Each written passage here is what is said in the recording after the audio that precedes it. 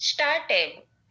Chapter 1 भाषा, बोली, लिपि एवं व्याकरण and chapter number 2 वर्ण, विचार यानी हम आज हिंदी में ग्रामर पढ़ेंगे।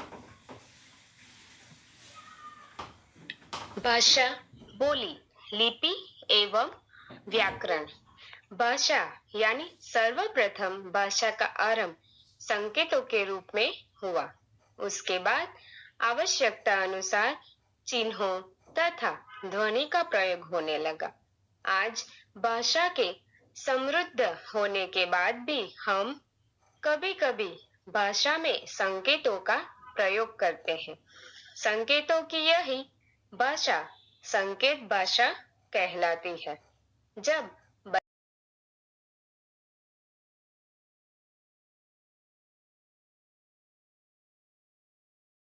प्रयास करता है, ज्यों-ज्यों वह बड़ा होता जाता है, वह शब्दों का प्रयोग करने लगता है।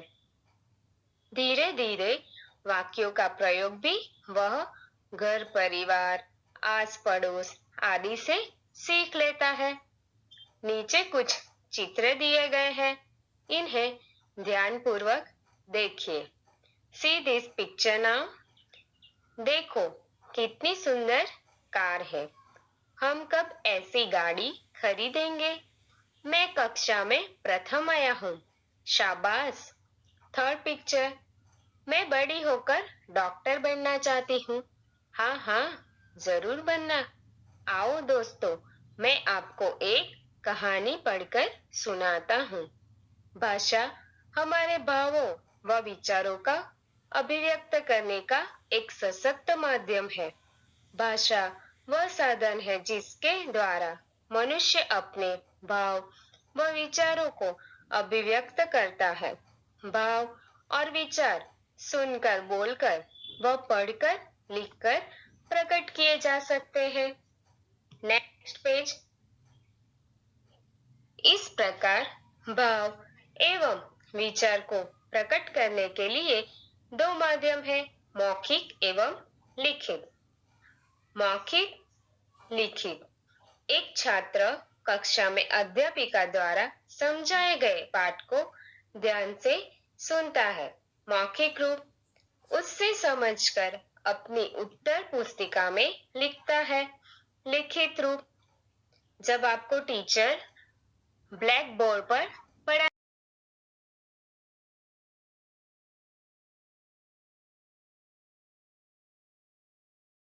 हुआ, वह उस लिखे हुए पाठ को याद कर परीक्षा पत्र में उत्तर लिखता है, जिसे पढ़कर अध्यापिका उसे अंक देती है।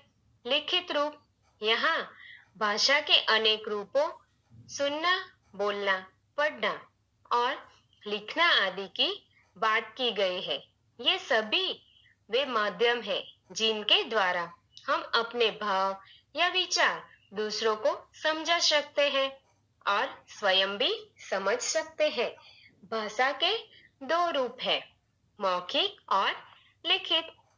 मौखिक भाषा के उदाहरण यानी एग्जाम्पल, समाचार सुनना, टेलीफोन पर वार्तालाप करना, खेलते समय अपने साथियों को समझाना, दो व्यक्तियों द्वारा आपस में बातचीत करना, वे सब मौखिक भाषा के उदाहरण हैं, क्योंकि इन सब रूपों में केवल सुनकर या देखकर दूसरों के भावों को समझा जा रहा है और दूसरा व्यक्ति केवल बोलकर अपनी बात प्रकट कर रहा है।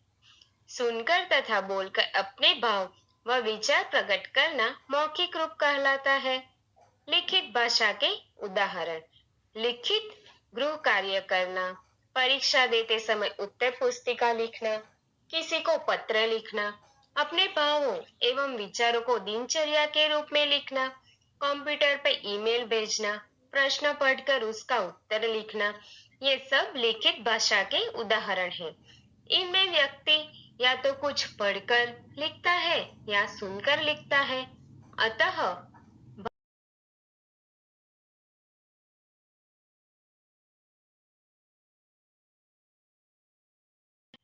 जब पढ़कर तथा लिखकर मन के भावों तथा विषयों को प्रकट किया जाता है तो वह भाषा लिखित रूप कहलाता है। Next page. मातृभाषा। मनुष्य एक सामाजिक प्राणी है। समाज से व्यवहार व संघर्ष संबंध रखने के लिए वह समाज में प्रचलित भाषा का ज्ञान प्राप्त करता है। परंतु ज्ञान यानी नॉलेज, परंतु यह जरूरी नहीं कि वह भाषा ही उसकी मातृभाषा हो। मातृभाषा माता पिता व पारिवारिक सदस्यों द्वारा बोली जाने वाली भाषा होती है। इस प्रकार माता पिता व पारिवारिक सदस्यों द्वारा बोली जाने वाली भाषा जिससे बच्चे का सर्वप्रथम परिचय होता है, मातृभाषा कहलाती है। राजभाषा। भारत के संविधान में 22 भाषाओं को मान्यता दी गई है। भारत संघ की राजभाषा होने का गौरव हिंदी भाषा को प्राप्त हुआ है। संविधान के अनुच्छेद 343 के अनुसार 14 सितंबर 1949 को हिंदी भाषा को यह सम्मान प्राप्त हुआ। यह दिन अब हिंदी दिवस के रूप में मनाया जाता है। सरकारी कामकाज में प्रयोग होने वाली भाषा ही राजभाषा कहलाती है। हमारे देश भारतवर्ष में हिंदी अधिकांशतः सरकारी कार्यालयों में कामकाज में प्रयोग में लाई जाती है। बोली भाषा के क्षेत्रीय रूप को बोली कहते हैं। भारत देश में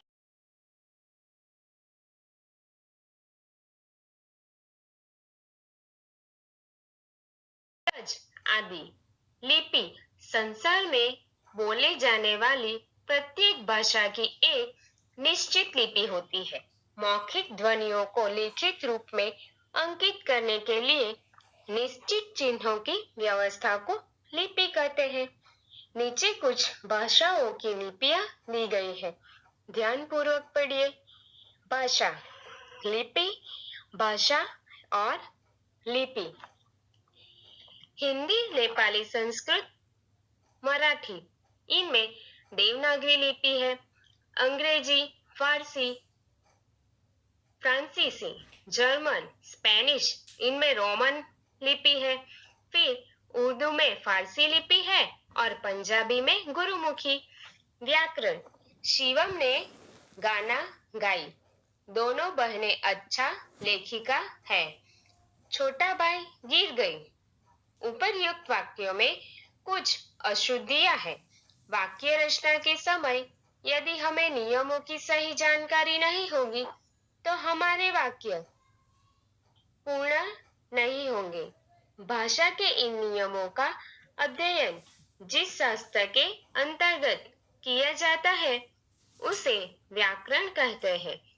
व्याकरण हमें नियम बताता है कि कौन कौन सा वाक्य शुद्ध और कौन कौन सा अशुद्ध है। Next page. इसी आधार पर अब हम उपर्युक्त पंक्ति की अशुद्धियों को दूर कर उन्हें शुद्ध रूप में इस प्रकार लिखेंगे। शिवम ने गाना गाया। छोटा भाई गिर गया। दोनों बहनें अच्छी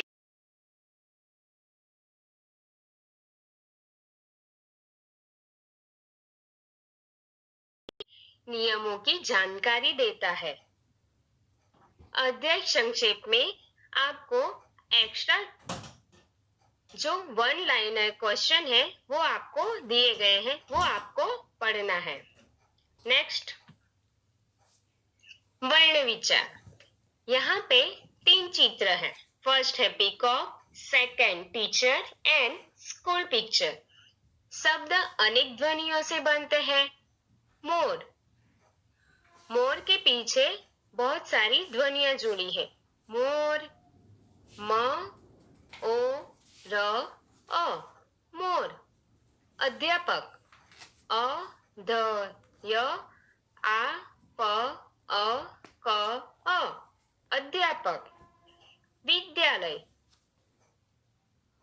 व, इ, द, य, आ, ल, अ, अ अ विद्यालय। वर्ण। इस प्रकार प्रत्येक शब्द की ध्वनियों को अलग अलग करने से हमें छोटे से छोटी ध्वनि प्राप्त होती है। इन ध्वनियों को छोटे खंडों में नहीं बांटा जा सकता। इन्हीं ध्वनि के लिए जो लिखित चिन्ह बनाए गए हैं वे वर्ण कहलाते हैं। भाषा की उच्चारित ध्वनियों के लिए बनाए गए लिपि चिन्ह वर्ण कहलाते हैं। वर्णों के व्यवस्थित समूह को वर्णमाला कहते हैं।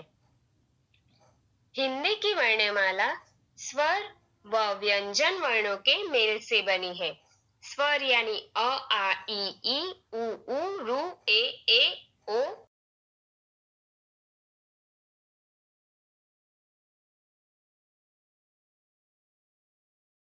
अनुनासिक यानी चंद्र बिंदी वाला अ। Next page. व्यंजन।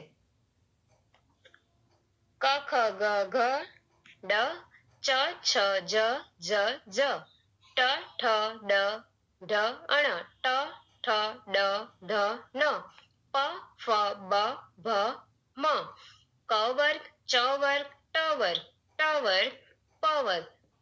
फिर है य र ल व अंतस्थ व्यंजन।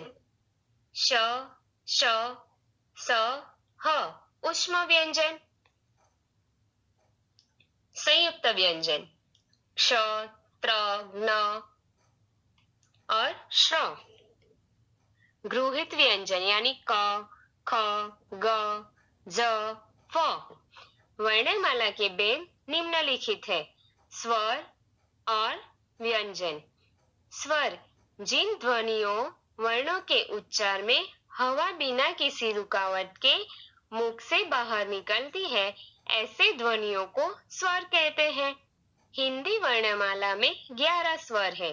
स्वरों को दो भाग में बांटा जाता है, ह्रस्व स्वर और दीर्घ स्वर। ये वे स्वर हैं जिनके उच्चारण में सबसे कम समय लगता है। अ ई उ रू ये संख्या में 4 है। दीर्घ स्वर ये वे स्वर हैं जिनके उच्चारण में ह्रस्व स्वर से लगभग दुगुना समय लगता है। आ ई उ ए ओ ये संख्या में 7 है।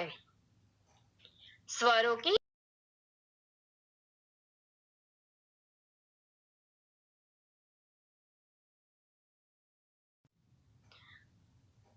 यह आपको देख के सीखना है। अ आ ई उ ए ओ औ। और उसके साथ एग्जाम्पल भी दिया है। अब आम दिन नदी सुख दूर केला ठेला और औरत। अनुस्वर का चिन्ह बिंदु है। अनुस्वर एक ऐसा नासिकीय व्यंजन है जो स्वतंत्र रूप में उच्चारित नहीं हो सकता। उसका उच्चारण उस परिवेश के अनुसार तय होता है जिस परिवेश में वह आ रहा है। हिंदी में यह 2 स्थानों पर आता है। Next page. शब्दांत में आने पर उसका उच्चारण म के रूप में होता है। जैसे स्वयं अह अहम पुस्तक पुस्तकम। शब्द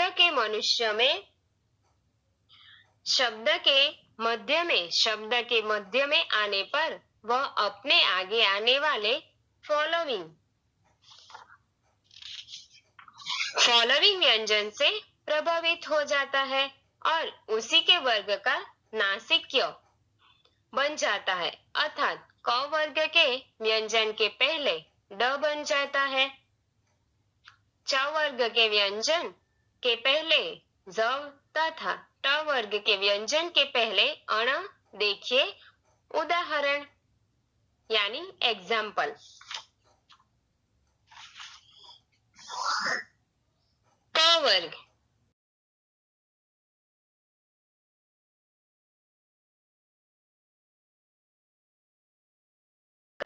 गडग गडगा यानी गंगा, पड़खा यानी पंखा, कड़गा यानी कंधा। च वर्ग के व्यंजन के पहले चंचल, पंजाब यानी पंजाब। ट वर्ग के व्यंजन के पहले पंडित, कंटक, अंडा। त वर्ग के व्यंजन के पहले हिंदी, पंथ। प वर्ग के व्यंजन के पहले चंपा, अंबा लिखा गया है। मानव वर्तनी के नियमों के अनुसार अनुस्वर का लेखन सभी जगह बिंदु से ही करना चाहिए। अनुनासिक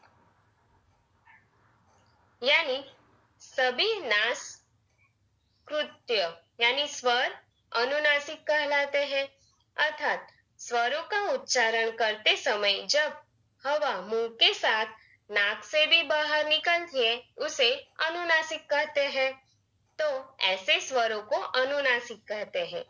इनको लिखकर व्यक्त करने के लिए दो चिन्ह बनाए गए हैं, चंद्र बिंदु तथा बिंदु।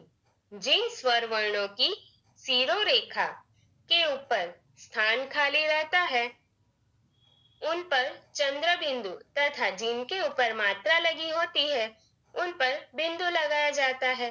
जैसे शिरोरेखा के ऊपर खाली स्थान वाले वर्ण आंसू, आंख, हंसना, कुआ, गूंगा, कांच। शिरोरेखा के ऊपर मात्रा वाले वर्ण में मैं, चोंच, सोंठ, भैंस जैसे एग्जाम्पल दिए गए हैं। संस्कृत के वे शब्द जिनके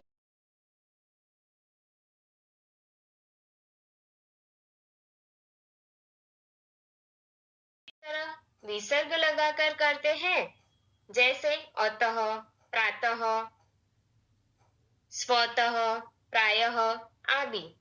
हिंदी में विसर्ग का उच्चारण समाप्त हो चुका है। इसे भी ह व्यंजन के रूप में ही उच्चारित किया जाता है। व्यंजन जिन ध्वनियों वर्णों का उच्चारण करते समय मुख में वायु के मार्ग में रुकावट पैदा की जाती है उन्हें व्यंजन कहते हैं। व्यंजनों का स्वतंत्र रूप में उच्चारण स्वरों की सहायता से ही किया जा सकता है। हिंदी वर्णमाला में 33 व्यंजन है। व्यंजन के निम्नलिखित भेद है, स्पर्श व्यंजन, अंतस्थ व्यंजन और ऊष्म व्यंजन। स्पर्श व्यंजन यानी छूना, अर्थात जिन व्यंजनों के उच्चारण के समय जिह्वा मुंह के विभिन्न स्थानों का स्पर्श करती है। Next page. स्पर्श करती है उन्हें स्पर्श व्यंजन कहा जाता है। ये संख्या में 25 है। इनका विभाजन 5 वर्गों में किया जाता है। प्रत्येक वर्ग का नाम उसके पहले व्यंजन के आधार पर रखा गया है, जैसे कि क वर्ग, च वर्ग, ट वर्ग, ट वर्ग और प वर्ग। क वर्ग यानी क, ख, ग, ड। च वर्ग यानी च, छ, ज, झ, झ। ट वर्ग यानी ट, ठ, ड, ढ, अण। ट वर्ग यानी ट, ठ, ड, ध, न। प वर्ग यानी प, फ, ब, भ, म।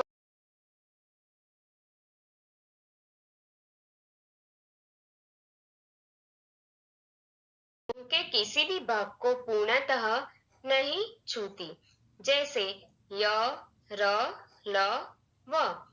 ये संख्या में 4 है। ऊष्म व्यंजन इन व्यंजनों के उच्चारण के समय वायु मुख से टकराकर ऊष्मा अर्थात गर्मी पैदा करती है, अतः इन्हें ऊष्म व्यंजन कहा जाता है। इनकी संख्या भी 4 है, जैसे श, श, स, ह। संयुक्त व्यंजन निम्नलिखित शब्दों को ध्यानपूर्वक पढ़े, कक्षा, क्षमा, नेत्र, श्रुत लेखन, अज्ञान। सभी शब्दों में रंगीन वर्ण संयुक्त व्यंजन है। नेत्र में त्र वर्ण, कक्षा व क्षमा में क्ष वर्ण, ज्ञान व अज्ञान में ज्ञ वर्ण व श्रुत लेखन में श्र, वर्ण संयुक्त व्यंजनों के उदाहरण है, अर्थात दो भिन्न व्यंजनों के मिलने से नया व्यंजन बनता है, उसे संयुक्त व्यंजन कहते हैं। संयुक्त व्यंजन क प्लस श प्लस अ क्षत्रिय, त प्लस र प्लस अ त्रिनेत्र पत्र, ज ज प्लस अ ज्ञानी, श प्लस र प्लस अ श्रम और परिश्रम। गृहीत व्यंजन यानी हिंदी भाषा का शब्द भंडार बहुत विशाल है। अन्य अनेक भाषाओं के शब्दों का प्रयोग भी हिंदी भाषा में देखने को मिलता है, जैसे अंग्रेजी, अरबी, फारसी, पुर्तगाली आदि। ज फ